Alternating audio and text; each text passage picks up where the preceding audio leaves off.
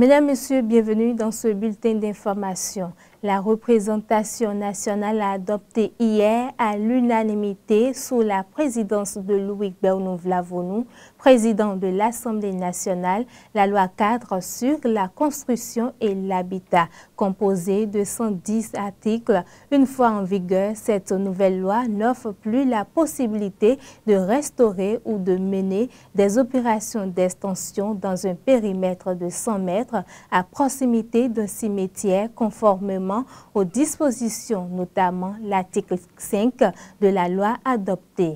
La solidarité, traditionnellement perçue comme un devoir mutuel d'aide, de soutien et de collaboration bienveillante entre les membres d'un groupe ou d'une communauté unie par un lien commun, contribue à la création d'un monde plus harmonieux. Toutefois, cette valeur, autrefois profondément ancrée dans les sociétés africaines, tend à disparaître progressivement. Les raisons de cette évolution ainsi que les avantages et l'importance de la solidarité sont abordés à travers les propos de Moribou Karimou, un sage.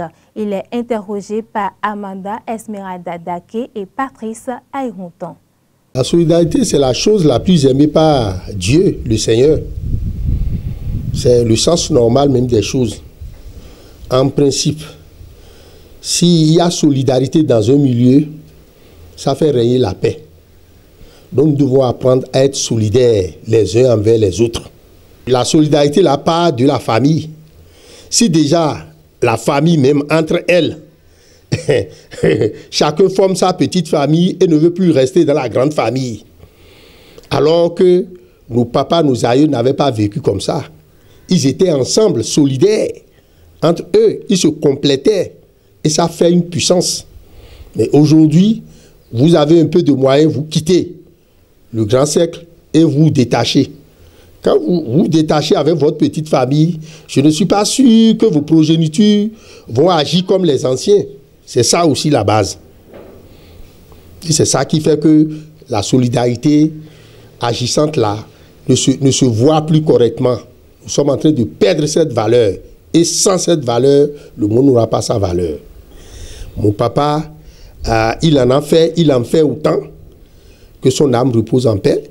Il en fait et il en a bénéficié avant de mourir. La scène s'est passée à Ouida, où 2 écoliers se battaient. L'autre a blessé son second avec son ardoise. Mon papa allait au service, mais il a vu la scène. Il a rapidement pris celui qui est blessé. Il l'a amené à la maison, l'a soigné d'abord. Et le petit se vengeait, il veut venger quand même, il dit non. Mais pourquoi? J'étais déjà soigné, il dit, et mon ardoise perdu, mon bic est perdu. Mon papa lui a acheté une ardoise et un bic et l'a ramené en classe. Vous savez que des années plus tard, ce petit-là est devenu magistrat. Mais mon papa ne le reconnaît plus. Mon papa ne le reconnaît pas. Mais il a reconnu mon papa à la barre.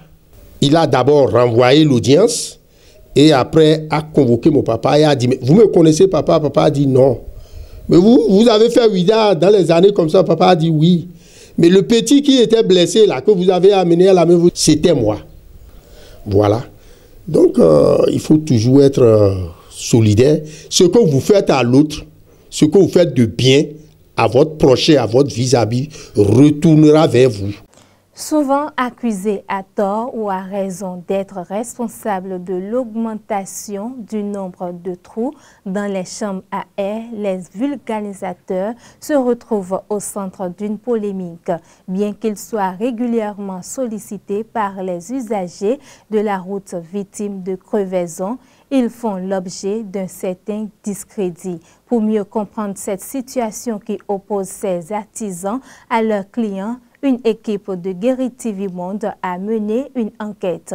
Suivez ce qu'il en est dans ce reportage signé Ansem Orisha et Modeste Adanzeto.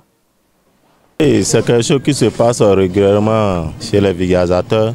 Quand on amène des motos, quand tu n'as pas les yeux sur ça, et on peut te dire que c'est 2 trous qu'ils ont trouvés 3 trous. C'est une accusation que subissent très souvent les vulcanisateurs. À tort ou à raison, ils sont accusés d'être responsables des multiples trous observés après une crevaison. Plusieurs usagers se déclarant victimes témoins en témoignent. Il est là depuis le matin, il n'a pas trouvé de client. Donc toi tu es arrivé, il peut te créer encore ce trou-là pour dire que, effectivement, que ça fait 2 trous. Parce que tu n'as pas vu. Pas marchant, tu gares la moto, tu pars, tu reviens, tu dis que bon, j'irai à côté revenir. À ton arrivée, on te dit qu'il y a 4 trous. Tu vas faire comment? Tu n'as pas vu. Donc c'est quelque chose qui se passe régulièrement. Moi, mais je n'ai pas été victime d'abord, mais il y a d'autres qui le disent. Il y a d'autres vulgarisateurs, quand tu amènes, ils vont dire c'est 2 trous. Il n'y a jamais un trou. Parce qu'il y a d'autres, c'est comme ça se passe. C'est pourquoi il n'est pas comme ça. De leur côté, les vulcanisateurs refutent ces accusations et tentent plutôt d'expliquer les raisons qui justifient les nombreux trous constatés après une crevaison de pneus. Il y a une personne qui va venir avec sa moto avec de l'air, mais au moins il peut y avoir 2 trous dans le pneu. Mais lui il va se dire qu'il est venu avec la moto avec l'air, donc il peut avoir des trous. Alors tu as pris une petite pointe, tu es en train de rouler, au fur et à mesure que tu roules, la pointe pèse la chambre à air. Mais quand le vulgarisateur va dire que c'est 2 trous, non, il a mis pointe, il a mis quelque chose dans l'aiguille, dans l'eau pour pèser la chambre à air. Voilà les cas qui se posent sciemment. Il y a moi j'ai vu même ça. Il y a des gens qui déposent leur moto et disent je viens, tu contrôles, tu vois 2 trous. Ou bien des fois on voit jusqu'à 3 trous. Alors c'est une pointe qui est là, qui est en train de faire des petits câbles qui sont de percer la chambre à air. Mais lui, il ne va pas comprendre, il va penser sciemment que non, ma moto que j'ai amenée avec de l'air là, ça ne peut pas se passer comme ça. Moi je vois que c'est une fausse accusation parce que la chambre à air, si c'est dans le pneu et c'est percé, des fois tu peux trouver un trou. Des fois il a les câbles dedans. Aussitôt tu roules, c'est comme ça que les câbles là, la chambre à air tourne, le pneu tourne et ça perce la chambre à air. De telle manière qu'il a les dos, ça va percer et il sera en train de mettre de l'air dedans. C'est comme ça que donc, ça continue pas à percer. Pour éviter ces situations qui sont parfois source de conflits entre les deux parties, les vulcanisateurs recommandent certaines mesures. Il faut d'abord être tempérant. Sinon, si tu n'as pas la température, tu vas t'enflammer, vous allez pas vous chamailler. Il faut arriver à expliquer au client que d'abord, il faut trouver la panne qui a causé la crevaison. C'est quand tu n'arrives pas à trouver la panne, tu ne peux pas te justifier. Mais si tu trouves la panne, ça veut dire que tu peux te justifier pour lui dire tel câble là ou bien telle pointe, c'est lui qui a crevé ta chambre à air. Avec la température, on peut tout gérer. Surtout quand tu vois que tu es accusé innocemment, tu t'enflammes en même temps, mais ce n'est pas une bonne chose. Le vulgarisateur n'est pas un mécanicien pour dire qu'il va chercher la panne. Le vulgarisateur, s'il a trop duré sur la moto, ça ne devrait pas 15 minutes ou bien 20 minutes pour coller ta moto. Vaut mieux d'attendre en même temps pour regarder combien de trous ça fait. Si ça fait beaucoup de trous, vaut mieux de changer la chambre à air. Ou bien, devant toi, il va contrôler, il va voir si c'est percé, si ce n'est pas percé, tu vas voir. Si la chambre à air a payé 3 trous, donc vaut mieux d'aller payer une autre chambre à air. Si c'est trop, c'est 2000 avec le travail. Vaut mieux d'aller payer chambre à air neuve. Ils invitent également les usagers à faire preuve de patience et rassurent que des efforts de sensibilisation sont déployés pour améliorer la collaboration. Chaque acteur est ainsi appelé à jouer son rôle pour le bien-être de tous.